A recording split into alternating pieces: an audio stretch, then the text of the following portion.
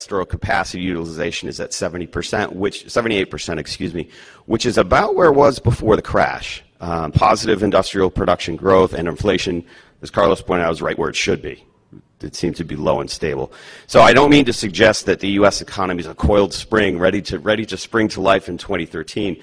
I do think the leading indicators are very encouraging, and we'll see stronger growth than we've seen in the last 4 years, even with taking the GDP hit for some type of budget deal in lieu of the going over the fiscal cliff. This is good for North America, considering we still have the continued malaise in Europe. I think 2013 will be overall a really good year for North America. Now, what else will Obama victory do? Well, his victory will also continue two major initiatives that we've had with Canada. One of them is the Beyond the Border initiative. That initiative is to streamline the movement of people and goods across the largest land border, the world's largest land border, and that's to make North America more competitive. We're certainly not going to compete on wages, so we need to compete on getting more efficient at this border. So just over 10 months ago, on December 7, 2011, President Obama and Prime Minister Harper released the Beyond the Border Action Plan, which we refer to as BTB because we like acronyms in government. This outlined a series of initiatives to enhance perimeter security while facilitating lawful trade. It recognizes that today's threats to our mutual security are global, complex, rapidly evolving, and sophisticated. But Beyond the Border is more than this. It represents a paradigm shift in U.S.-Canada relationship and how we manage borders. I have heard from many Canadians in the year that I've been here about how we closed the border after September 11th and we went to a security mindset. While closing the border, I think, is a bit overblown, but we did go to a security mindset. And you may have heard one of our former ambassadors say security always trumps trade. Well, we now realize that that's a false choice, and that it doesn't, and that economic security and national security go hand in hand, and hence we have this initiative. So what is it? The Beyond the Border initiative identifies 4 key areas of cooperation in an overall vision of perimeter security. We'll address threats early through better information sharing. We'll facilitate trade and travel through and economic competitiveness through pre-vetting of traders, cargo, and travelers. Integrated cross-border law enforcement through partnerships befitting the world's closest bilateral relationship, and also infrastructure, critical infrastructure, and cybersecurity as well. So let me just briefly go through some of the accomplishments that we've had in the last year, and then I'll go through what, just tick off a few things that we expect to happen in 2013 and 2014. We've established a joint point of entry committees at the 20 largest land border points of entry. These committees will work together to solve issues related to travel and trade facilitation, so it's better coordination. Canada began recognizing Nexus members for trusted traveler lanes at passenger pre-board screening points for flights from Canada into the United States. So if you have a Nexus card, you are going to board faster and you're going to go through the security screening faster. We also have our Transportation Security Administration is instituting a pre-check program, which would allow you to go through a less rigorous screening line at the airports, U.S. domestic airports, for domestic flights. So if you don't have your Nexus card, I strongly encourage you to apply for one of those. It's easier to get across the border. You can go to dedicated lanes, and on the border down here, Buffalo, Niagara, the Whirlpool Bridge is now Nexus only, which is great. I go to it. There's never any line. Maybe 2 or 3 cars in front of me. It takes me less than a minute to get through. Let's see. In May, we released online a guide that outlines best practices and considerations for border traffic management in the event of emergency. We jointly hosted stakeholder consultations in each country to hear from businesses in the U.S. and Canada about the initiative and what we could do to improve. We've expanded and enhanced our Trusted Traveler program and aligned them better. We've achieved mutual recognition of our respective air cargo security programs, eliminating rescreening except for cause. It means if air cargo flies into the U.S. or Canada, it's inspected once and accepted in both countries, if it then transits on to the other country.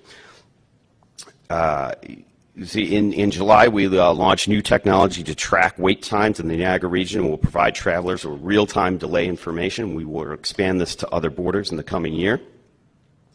We amended the eligibility for trusted trader programs so that Canadians residing abroad can join the program, and the U.S. made similar adjustments in 2009.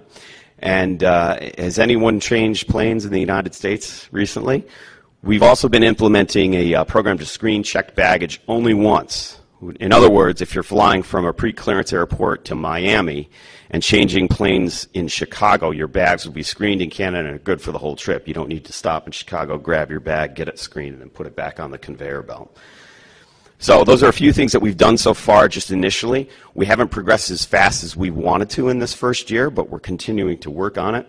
Some of the things that we expect to roll out by the end of 2012 is entry and exit, tracking entry and exit and sharing that information for law enforcement so they know who left the United States and who left Canada. A joint border infrastructure investment plan. There's no money on this yet, but this is just a plan that shows what we're going to do to make improvements in our border infrastructure. Integrated cargo security strategy, and that's similar to the baggage. Marine cargo will come in at either port in the U.S. or Canada. It'll be screened once, accepted twice. If it then goes by truck or rail into the other country, it won't have to be inspected again. Harmonization of commercial low-value shipment thresholds, which many folks in Canada know that. Canada has increased its personal exemption limit to $250 in line with limits the U.S. already had. That's after 24 hours of being in the U.S. Aligning our trusted trader programs and expanding the benefits. So efforts are underway to adopt a common framework to align the trusted trader programs requirements, enhance member benefits, and harmonize the program to make it accessible. And that means if you apply for one, you automatically accept it in the other. We're also working on pre-clearance, and that's the process of conducting customs immigration inspections at a foreign point of departure rather than upon arrival at the destination. The whole point is that the border is a choke point. If you can move as many of those decisions away from the border as you can and make those decisions about, the driver, the truck, the cargo, the trader, you're going to go through the border much quicker, and that's really the underpinning of this. Let me just go through 2013 and 2014. We're looking to provide real-time information at the other border crossings, expand the Nexus lanes boost at several key crossings, develop a set of measures to reduce the impacts of shared health security risks, implement and align single window programs for importers. That is basically when you buy something on Amazon online, it may be coming from a different vendor, not Amazon, and of course the shipper needs to be paid. All of that's done behind the scenes. You don't see that. You click, your credit card is charged, and it's done. Well, the idea is to do this at the same point for shippers. Many of the paperwork you have to file have to go to various government agencies on either side of the border to be able to submit that in one point and have both governments make sure the proper information gets to the proper authorities is a lot easier and cheaper for businesses. In 2014 and beyond, we want to fully implement the entire entry-exit program at all U.S.-Canada land or border crossings, implement binational radio interoperability for law enforcement, passenger baggage screening technology at all Canadian pre-clearance airports to eliminate baggage screening for all flights, and continuing to enhance coordination on cybersecurity. So in addition to that, of course, Canada is also a member of the ongoing Trans-Pacific Partnership trade negotiations that we have going on. We're very encouraged to see that Canada joined that this year. It's a group of 10 companies, Asian and North American countries, which are negotiating a more broader and comprehensive trade agreement than, let's say, we had with NAFTA. If NAFTA, which was negotiated 20 years ago, if you think of that as trade 1.0, TPP, as we call it, will be trade 4.0. It will cover a broader range of services and areas like government procurement and agriculture, which we hadn't really adequately covered in the previous trade agreement. So all of that we expect to happen in the future, and that's essentially some of the benefits, some of the things that will continue to be on track now that we have our elections past us. Some of those things probably would have continued with Governor Romney had he become president, but you would have seen at least a 6 to 8 month delay on these things as he got his people in place. So in general, that's That's the long and short of it. And I'll be around the rest of the day if you have any questions on specific issues or how the campaign went and how was it viewed in the U.S., and we'll be happy to respond to your questions. Thank you.